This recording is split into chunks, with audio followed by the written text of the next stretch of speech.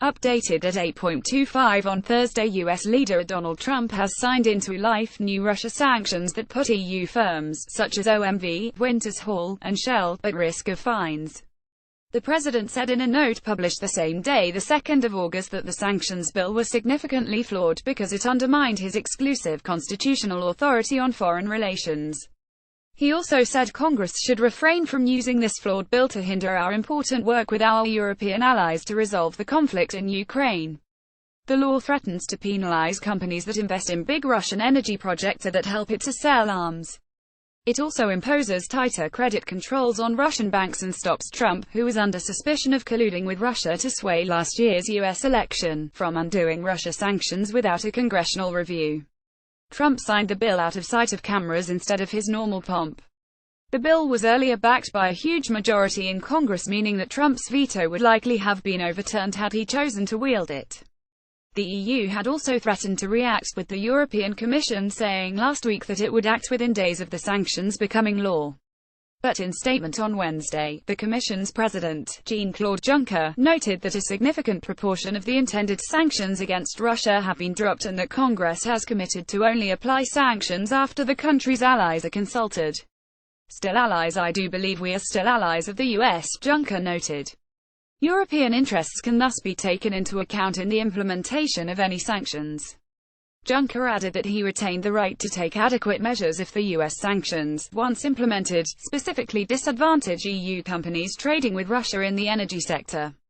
The Commission's options, as set out in a leaked internal memo, included trying to circumscribe U.S. jurisdiction or imposing counter-sanctions on U.S. firms. Russia has already reacted by forcing the U.S. to cut 755 diplomatic staff in Moscow, a move that mostly affected Russian nationals who worked in the U.S. Embassy's consular department. On Wednesday, Russian Prime Minister Dmitry Medvedev said that a fully fledged trade war has been declared on Russia. In a message on his Facebook page, he added that it is the death of hopes to improve our relations with the new American administration.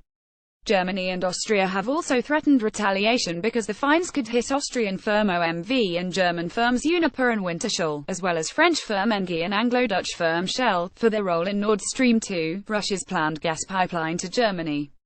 Russia hawks in Washington hate the pipeline, which they say would reduce Russia's costs for invading Ukraine and would be used to buy influence in Berlin.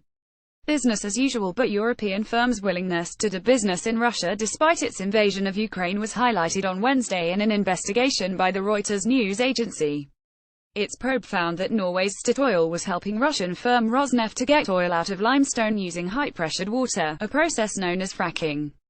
Earlier EU sanctions on Russia had banned firms from helping it to extract resources located in shale formations by way of hydraulic fracturing.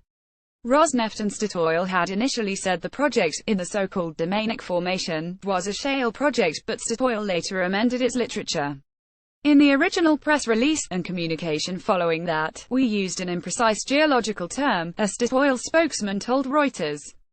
Trump has said he wanted better relations with Russia, but other members of his administration have sounded a more adversarial note. Russia pushback. U.S. Vice President Mike Pence said in Montenegro, NATO's newest member, on Wednesday that Russia was trying to destabilize the Balkans and that the region's future lay in the West. Here in the Western Balkans, Russia has worked to destabilize the region, undermine democracies and divide you from each other and from the rest of Europe, he told a mini-summit in Podgorica. We truly believe the future of the Western Balkans is in the West, he said earlier the same day, after recently visiting the Baltic states where he also pledged NATO support against Russian aggression.